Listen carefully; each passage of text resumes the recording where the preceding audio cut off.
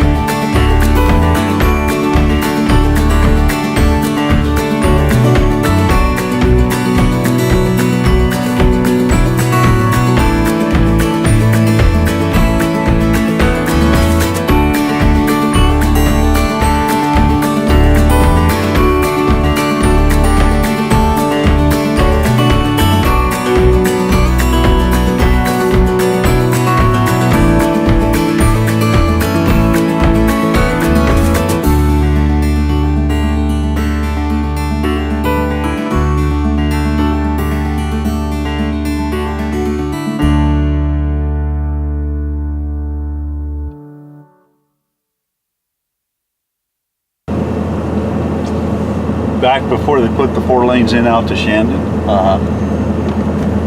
some clown out there by Whitley Gardens, he couldn't pass on the left because so much traffic, oncoming traffic, so he passed on the shoulder. Do you know how fast he was doing, passing on the shoulder? 110 miles an hour. Holy man. I bet his steering was like this. And he got caught.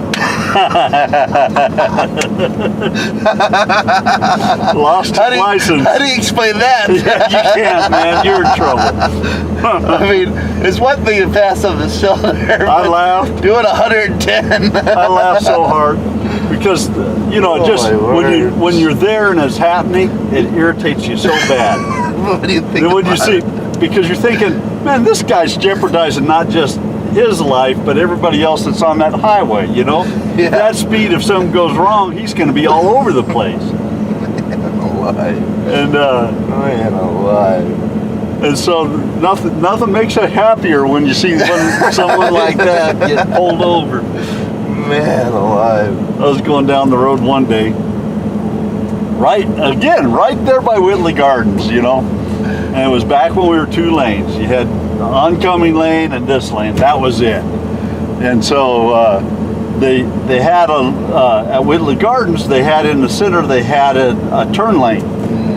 So I'm going towards Whitley Gardens, and all of a sudden I'm seeing these cars coming. I mean, they're flying. I don't know, where in the world are they gonna go? And one goes on the turn lane, and the other one goes on the shoulder, and they both pass me, and they're fighting. Yeah, it was total road rage. Wow. And the one guy, he speeds out and gets past him, and then he throws as he's passing, he throws a beer can at the guy over there. Wow. And then that guy's trying to catch up with him so he can throw something. And I'm going, oh man. Oh, why do they have to do this out here? It's like, just come on, just park the car and take it out back. Yeah. Now,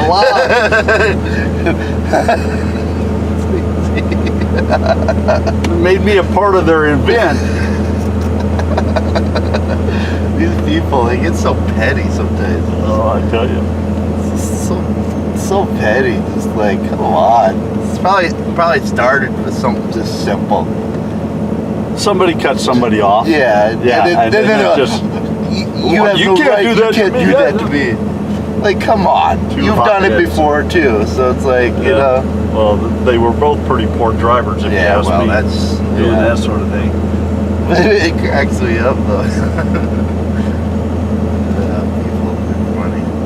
I did call them in. Oh, you did? Oh, you bet. Man. So you need to get a CHP out here. There's a couple of guys out here expressing their rage. I wonder if they got him or not. I doubt it. Probably stopped. It's so far out in the country. Yeah. By the time they got out there, who knows where the guys were. Yeah. You know, one of them could have headed to Bakersfield, the other to Fresno, and who knows what. Yeah.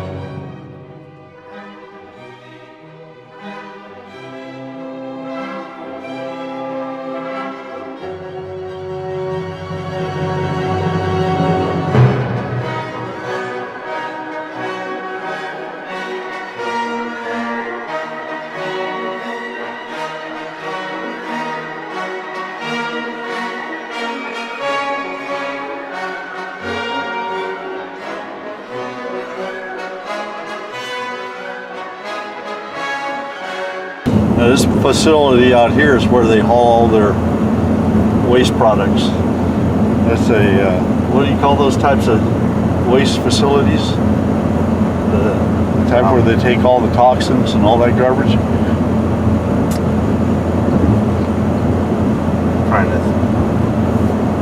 I can't think of it. Yeah.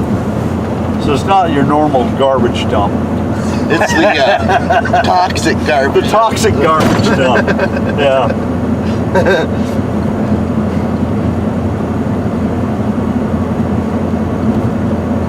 Yeah. they'll pull in either solids. Sometimes it's solids because they'll be hauling in asbestos or something like that. So that's some. Or they'll be hauling stuff in from the oil wells, you know. That's the yeah, that's some bad garbage down there. Yeah, this stuff will give you cancer and kill you, man. Kill you.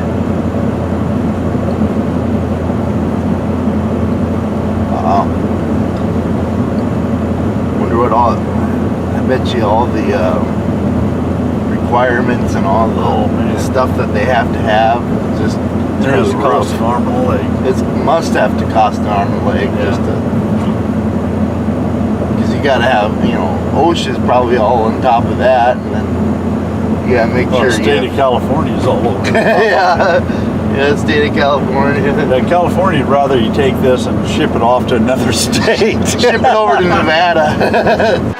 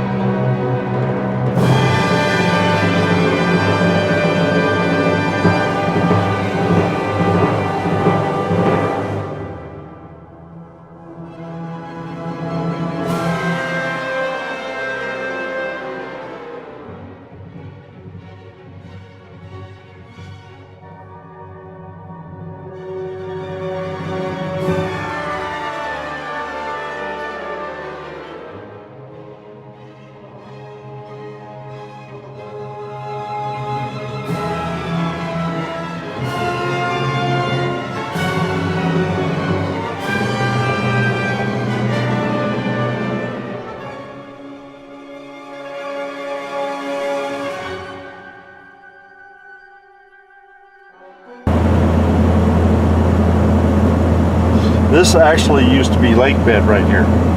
This is all underwater back in the 1800s. Wow. And it had more birds than you could shake a fist at. This whole California Valley was just marshland. Wow. How high are we from sea level? We're not that high. So you know, it would be easy for it to be that way if we had enough moisture. I don't even think we're 1,000 feet here. So it wouldn't be so, yeah, it would be pretty easy to have it all. Well, it's just it's surrounded by mountains. Yeah. So where does all the water from the mountains go to? Yeah. They used to just gather right here. Yeah. So this was all, Tule Lake was, I forget how long it was. I think it was like 100 miles long or something like that back in the 1800s. Wow. It wasn't very deep, but it was covered a lot of area. Yeah, it's just like a swamp land. Yeah.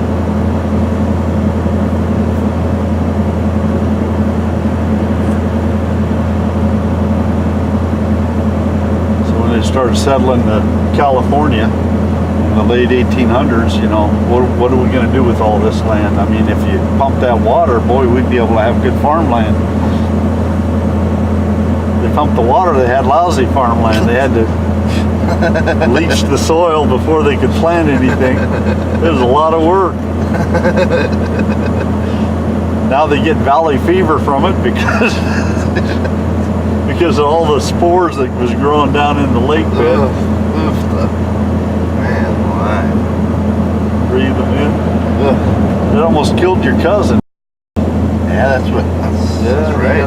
You got that stinking valley fever.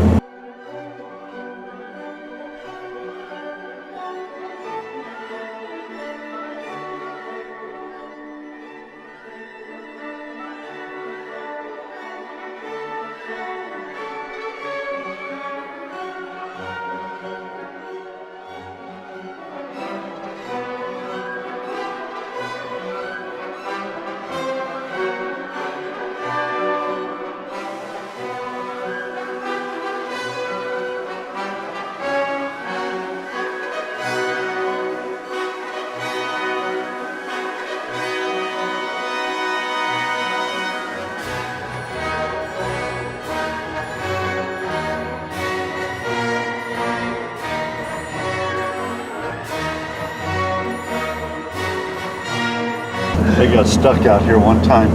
There's somewhere right in here.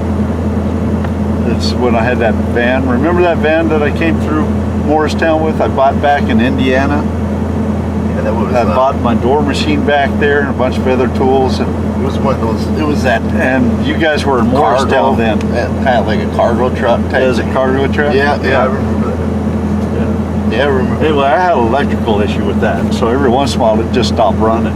Oh man. And so I was stuck alongside the road. And so I had to walk back to a gas station, bought a few fuses, and then came back and fixed it, right? And I found where the short was too, that same day. But on the way back, I'm hiking back to the truck, and it was in the summer, so it was about 100, 105 degrees out. Man. And we're walking along over in the grass because I didn't want to be anywhere on the pavement. I didn't want to get hit by some clown that decided to. So I was way off in the grass, walking back to my truck. And all of a sudden my foot's coming down and I see something and I hear something. There's a rattler. I'm pretty near stepped on that sucker. Oh man. I jumped backwards pretty quick. Fortunately, he was real small and he didn't have much of a reach. Man alive. But he wasn't happy with me stepping over him. And he would have taken care of my toes if I think he had all but 2 rattles on him, but he's just as deadly as the next guy. Yep. Man alive. I thought, Jeff, you better be a little bit more careful this next time here. Watch your step. See, way down there where it looks like there's a road headed up towards the hill? Yeah. That's actually pipes. Huh. And that's where the California aqueduct ends. And they start pumping that over the hills to Los Angeles. Los Angeles. The big town. Yeah, so they pump that over into Pyramid Lake, and then from Pyramid Lake it pretty much just drains down. They don't have to pump it no more. Right. It drains on down into the city.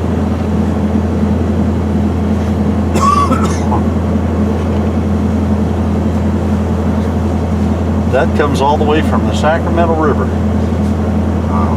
Well, some of these other local rivers feed into it too. Wow. Just about all the water through that used to sit in this valley gets pumped over the hills. Wow.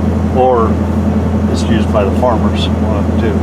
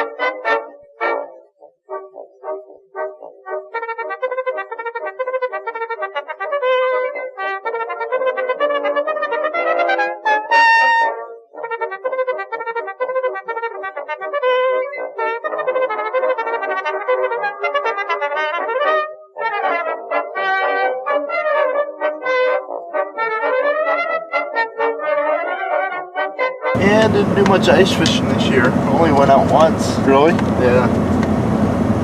You catch anything? Caught a big old catfish. Uh-huh. We were in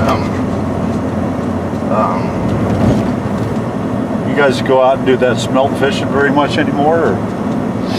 we did it last year. We got a few. They're starting to run. They're starting to run a little bit better. I think they kind of died off because they for a while they let a lot of water out in the dam, and I think I don't know. Kind of messes with the smell. Kind of kills them off a little bit. They suck through the dam and they died off quite a bit. And that was a few years ago. They let a lot of water out and we didn't have as much smell. Now they're starting to come back a little bit. But this year I went out ice fishing with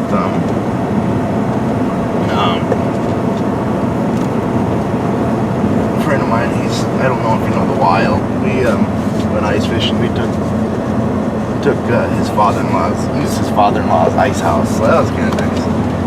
You know, because you just park it out on the ice, and then you know you go in there. It's got a heater in there. You got TV in there if you want to watch TV. And a little cot there. You know, it's nice. You know? You sit in there and you just fish. You know. But what do you drill a hole right down in the middle of the thing? And well, there's like holes in the house, and you got these little cover things that cover the hole. So when you park your ice house there, you open those cover holes. You take a auger and drill your holes, and then you put the cover back on when you leave for the day. Come back and the hole will pretty much be there still. You just open it up again, and then you might have to take like electric ice auger and just kind of open the hole up a little bit and fish, and then you know. But that was kind of fun. Ice hasn't been really that great this year though. But not that thick? Well, see, the problem is it's been cold enough, but when the ice freezes and then you get some warm weather rolling through, it melts and then refreezes, you have uneven ice. Oh, I see. So you might have a foot here and then 6 inches there, or that type of thing. So it's not really good ice. And then when you get snow on the ice and you get warm weather, well, underneath the snow it'll melt, and so you have slush under that snow, and it's not good ice. Yeah, so it could be dangerous then. Yeah, when it drifts on, the lake there, and it gets crusty on the top. So if you have good weather, nice weather, and it melts under that snow, it goes through that snow and melts. It's a little slushy on that ice under the crusty snow.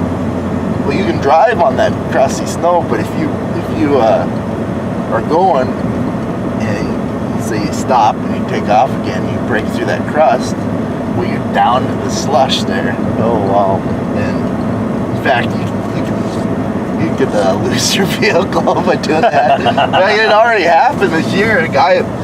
Well, I remember you putting a picture on. There was a truck. There was another guy that lost his pickup and ice house. What happened was he went out and go get his ice house, and this was when we had a bunch of snow on the ice. This was in March yet, and he went out and go get his ice house, and he got it, hooked it up, and came back and he got stuck.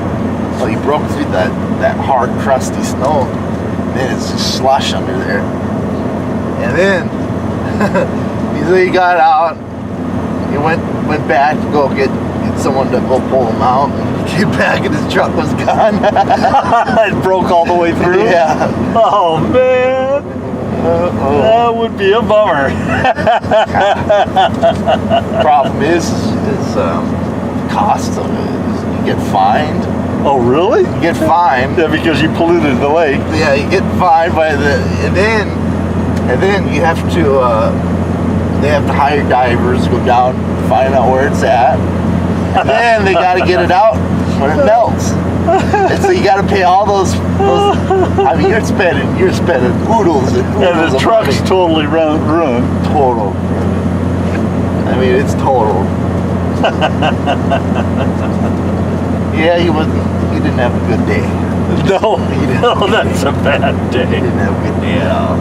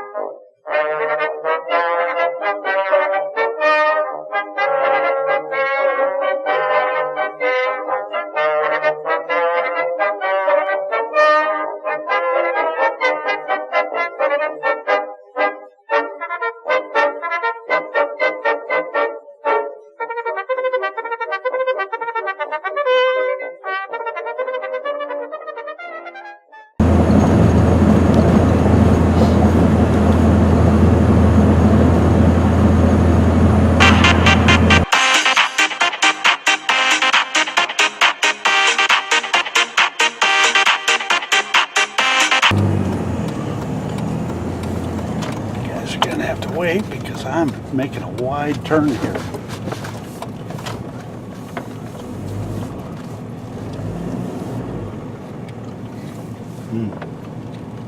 And this is 300.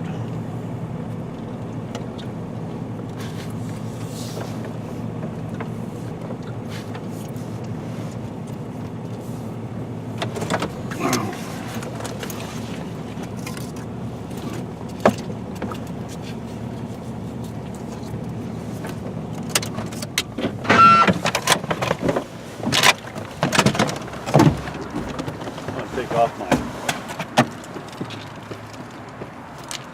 shirt because it's hot. Okay, this is what we came down for. Whoops, where's it?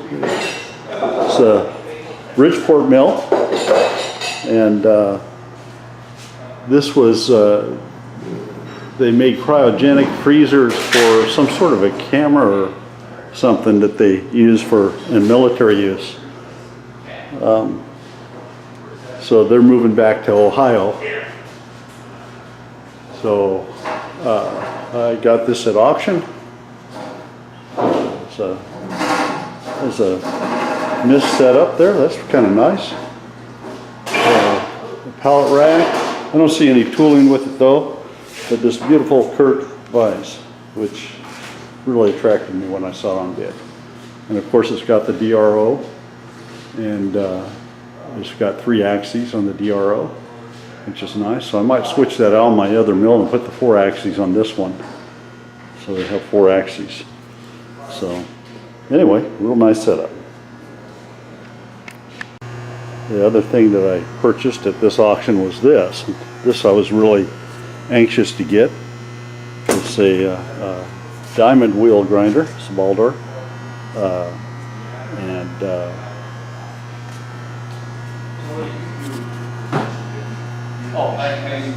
no, I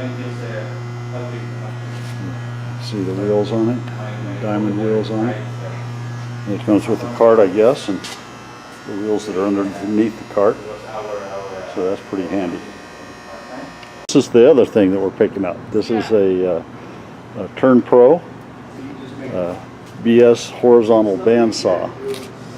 E.D.S 250 horizontal bandsaw. And it also has a cooling system for your blade and a sump in it, which is real nice. And it's on wheels, which I didn't realize.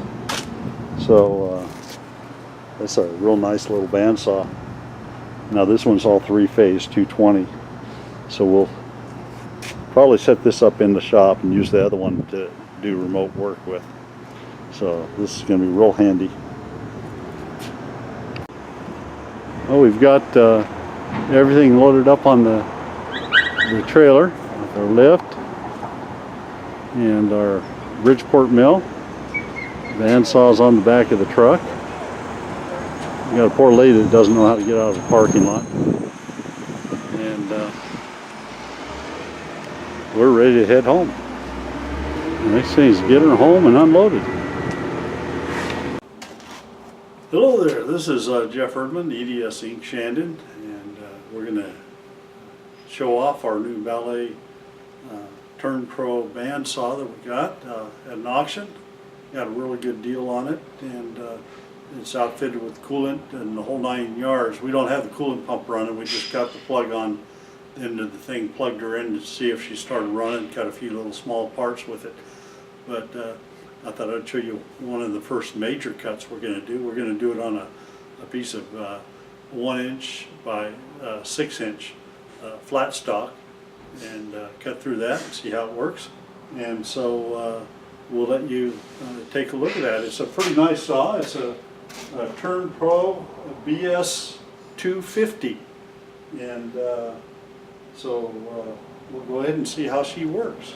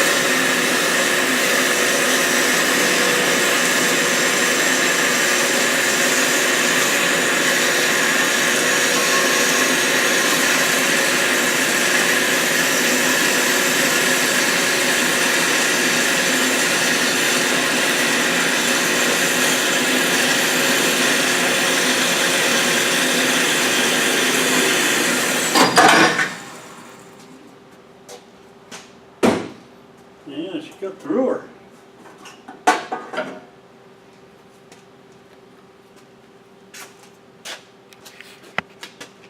This is the part. Let's see, I'll pull off a little bit so you can get up here. As you can see, let's see, cut's a nice clean cut. It's 1 inch by about 6 inches. Cut right through that, real nice and sweet. Has an automatic shut off. Now if I'd had my coolant pump going, then I'd be able to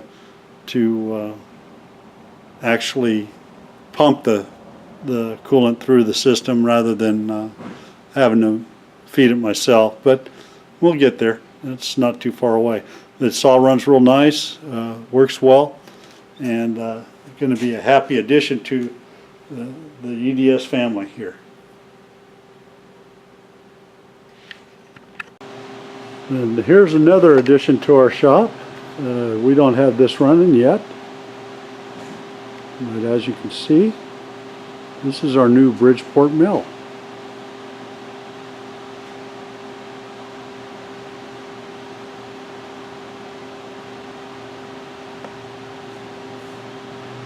It comes right there as the